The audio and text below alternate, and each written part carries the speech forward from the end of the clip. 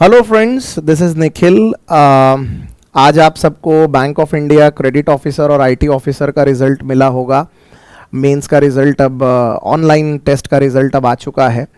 आज एक्चुअली में उससे रिलेटेड कुछ जब मैं पीडीएफ देख रहा था, जितने रिज़ल्ट्स आए हैं क्रेडिट ऑफिसर के लिए लगभग 1753 स्टूडेंट्स शॉर्टलिस्ट हुए हैं और आईटी के लिए लगभग 666 स्टूडेंट्स को शॉर्टलिस्ट किया गया है। सो आई जस्ट थॉट कि उसमें यानी सिलेक्शन रेशियोज़ कैसे होंगे।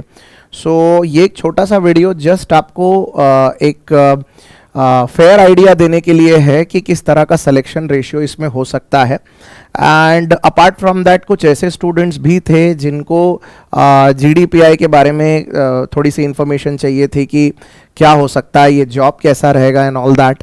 तो इसीलिए ये वीडियो मैंने बनाया है। इस वीडियो को प्लीज़ लास्ट तक देखिएगा, आपको कुछ एक बहुत इम्पॉर्टेंट इन्फॉर्मेशन शायद इसमें मिले। जैसा कि आप देख सकते हैं अभी ये क्रेडिट ऑफिसर की जो पीडीएफ है जो बैंक ऑफ इंडिया की तरफ से आई है, ये आपके सामने ओपन है।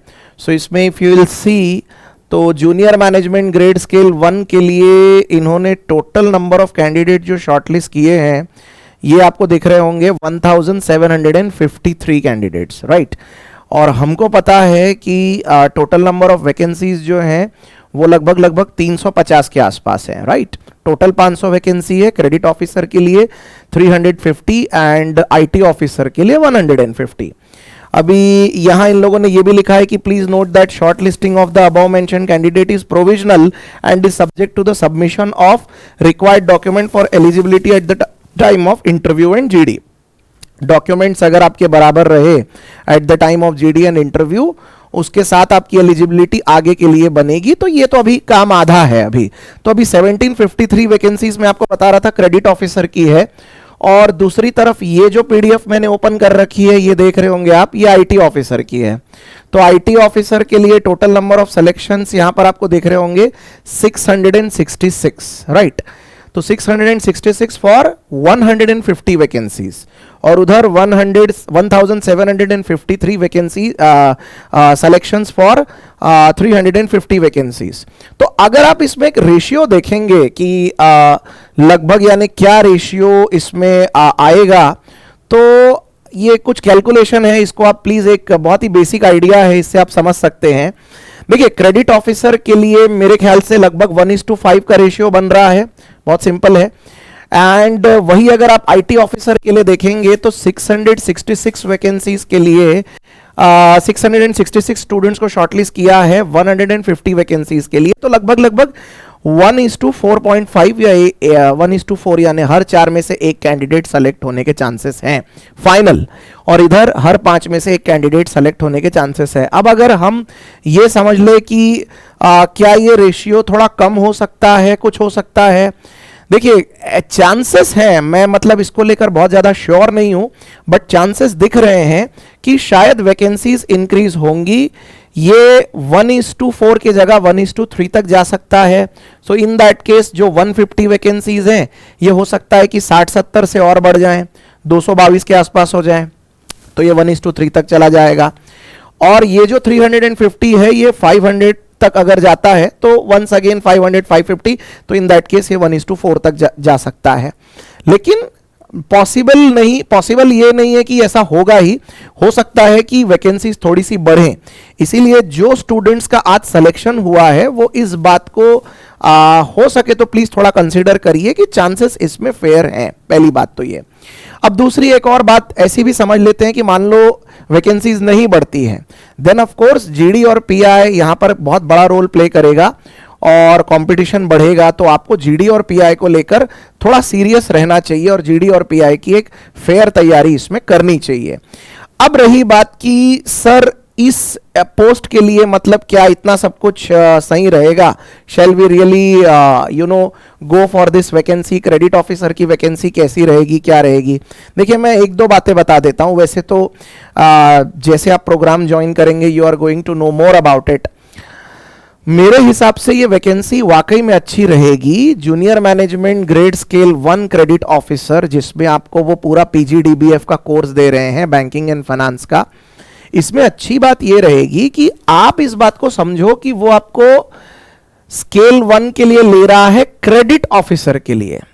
अब क्रेडिट का अगर आपको एक्सपीरियंस है, ओके, किसी भी बैंक में ये एक बहुत ही क्रूशियल एक्सपीरियंस होता है, काफी वाइटल एक्सपीरियंस होता है क्रेडिट का। तो अगर मान लो आप क्रेडिट में एक अच्छा खासा एक्सपीरियंस रखते हो बैंक ऑफ इंडिया में, तो भविष्य में यदि कोई एक ऐसी पॉसिबिलिटी आ भी गई कि मान लो कि बैंक ऑफ इंडिया का प्राइवेटाइजेशन हो गया, बहुत सारे लोगों के मन में इस तरह के सवाल आते ही रहते हैं कि भाई बैंक का प्राइवेटाइजेशन हो जाएगा तो फिर क्या करेंगे, राइट। तो इवन इन दैट केस ये बैंक अगर किसी के साथ मर्ज भी होती है या प्राइवेटाइज भी होती है कुछ भी, क्रेडिट ऑफिसर्स की वैल्यू हमेशा सबसे ऊपर रहेगी। क्रेडिट ऑफिस या क्रेडिट का जिसको एक्सपीरियंस है उन लोगों को हमेशा ही हाई रेट किया जाएगा, because they have a very relevant experience.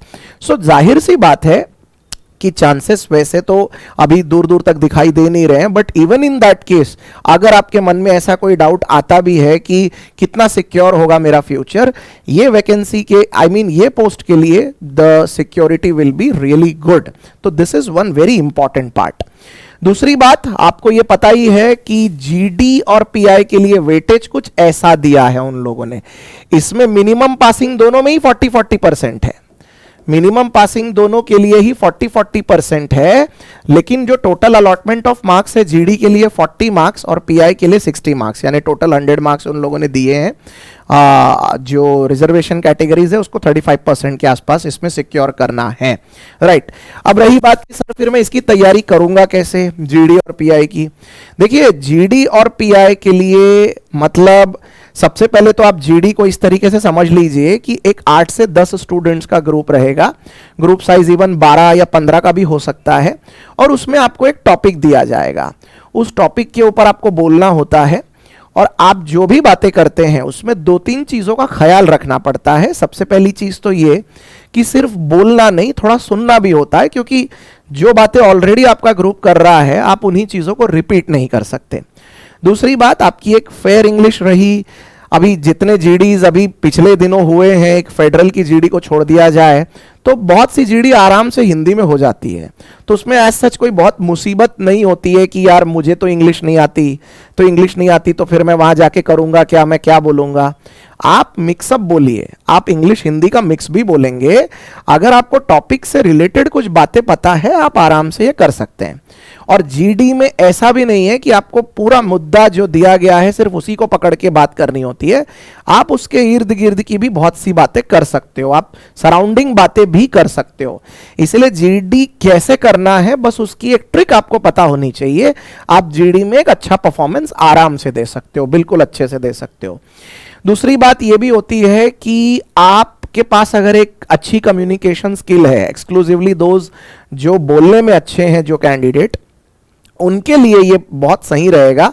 If you are really outspoken, और अगर आप बोल सकते हैं, आपको एक पब्लिक फियर ज्यादा नहीं होता, तो फिर ये तो आपके लिए बहुत अच्छी अपॉर्चुनिटी है where you can really fetch a very good marks in GD. और उसके बाद तो फिर पीआई में ऑब्वियसली आपको कुछ टेक्निकल बातें पूछी जा सकती हैं, आपको ग्रेजुएशन के ऊपर क्वेश्चंस पूछे जा सकते हैं, आपको एचआर साइड पूछा जा सकता है, बैंक ऑफ इंडिया के बारे में जानकारी पूछी जा सकती है। तो ऐसा एक कॉम्बो रहेगा इसमें।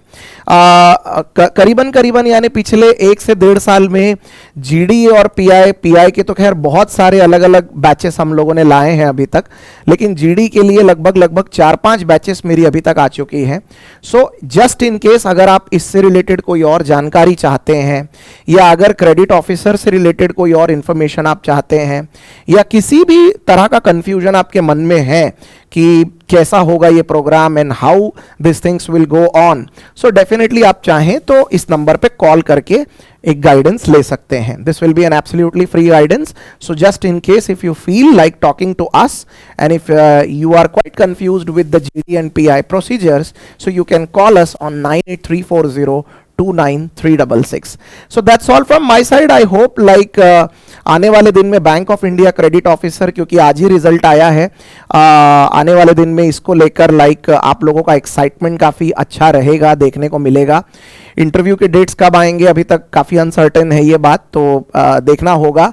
बट ऑल इन ऑल इसको लेकर आप लोगों को काफी पॉजिटिव रहना चाहिए, सीरियस रहना चाहिए, और इसकी जीडी और पीआई की तैयारी जितनी जल्दी हो सके अब आपको शुरू कर देनी चाहिए।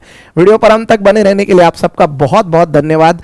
जल्दी मिलते हैं किसी अगले वीडियो में, तब तक thank you so much and as always जय हिंद एंड जय महाराष्ट्र।